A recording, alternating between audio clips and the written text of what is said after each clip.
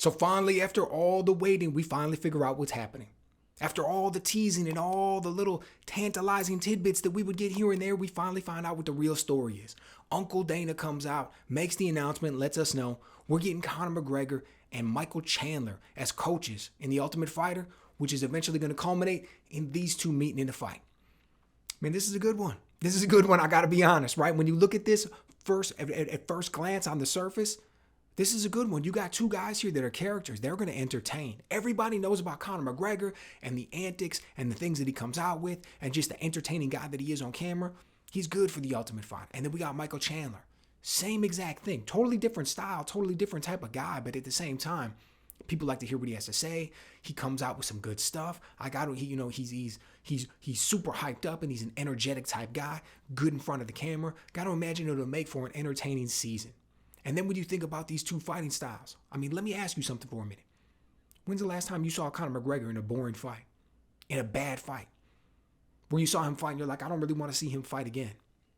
When's the last time you saw Michael Chandler in a boring fight? In a bad fight? When's the last time you saw Michael Chandler go out there perform and you're like, I don't really care about the next time dude's performing. I don't care about the next time he fights. Not interested. You don't say that about either of these guys. Both of these guys, you want to see what they're bringing to the table. Both of them are in good fights. So now you're thinking about them fighting each other. Going to be a good one. But going into this one, think about this for a second. As big as their names are, we got Conor McGregor, a guy who's arguably the biggest name in the sport. We got Michael Chandler, a guy who ever since he's come into the UFC has captivated people, has been headlining, close to headlining, talking about title shots, fought for the title, all of these types of things. But when's the last time Conor McGregor won a fight? You'd have to go back to his fight with Donald Cerrone, 2020. Prior to that, Obama was president, 2016. Think about that for a moment. That's not the typical story for your stars. That's not the typical story for a guy that you consider one of the biggest and most popular in their sport. And then we look across from him at Michael Chandler. Also, not really impressive when you look at his record. Lost 3 of his last 4. And the fight that he won, Tony Ferguson, did he look great in that fight? I mean, I know we saw the show-stopping, front kick to the face and the way that Tony Ferguson became a meme. But prior to that, Tony Ferguson didn't look bad, man, and Michael Chandler didn't look great. So that's who we're actually seeing as fighters coming in. But both of these guys give it their all. Neither one of these guys can afford to get a loss. Both of them are going to show up big time. I think it'll be a great fight.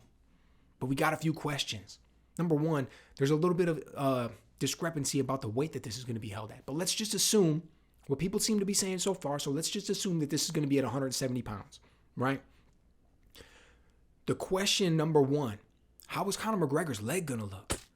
Man, we saw that nasty break that happened in that last fight with Dustin Poirier. How'd the surgery go? How's it going to hold up? How did the rehab go? How are things looking now? Can he kick with it? I mean, we've seen some of these pictures that he's been putting out on social media. We've seen Derek, more plates, more dates, go out there and make speculations about what Conor may be doing. We've seen that he's not been in the USADA testing pool, again, giving us speculation on what he may be doing to help with the rehab. We saw him come out in Instagram posts or Twitter posts or something along those lines and reply to other fighters or talk about other fighters referencing, yeah, of course, this is what I'm doing, or mind your own business about what I'm doing. I'm paraphrasing here. I'm not trying to quote anybody, but basically what he was saying is, I'm going out here and I'm doing things, and if a guy like you doesn't care about me, there's only 3 people who can even imagine how bad of an injury this was. Me, Anderson Silva, and Chris Weidman. If it was up to you and I wasn't doing any of the things that I'm currently doing to rehab this and make it better, I wouldn't even be able to play with my kids. I'd be walking with a cane for the rest of my life. So we can imagine the kind of effort that this required, the kind of supplements that he was taking to help with the process of healing this whole thing. So I think there's a legitimate question about how that leg's going to look. How's the movement going to be on it? Is it going to have the explosiveness? Is it going to feel heavy after a little while and kind of get fatigued? Is he going to be able to kick with it? Can he kick hard with it? Just all of those different things. That's number one. Number two, I think we need to talk about how he's going to look, his style. Right, we've seen Conor McGregor in the past and how he's looked with this wide stance, with this karate style. We've seen him come out with a more boxing-based style. I'll be perfectly honest, I didn't like the way that he looked in either of these last fights with Dustin Poirier. He's coming in, he's a little bit off balance more. He seems to be forcing his shots and reaching a little bit more, fighting almost a little bit lazy at times. Right? Then he comes out in the second fight. Then he comes out in this third fight, and it's almost like he's forcing things. He's putting in a little bit too much effort again, not bringing his feet with him, a little off balance. So it's going to be interesting to see how he looks.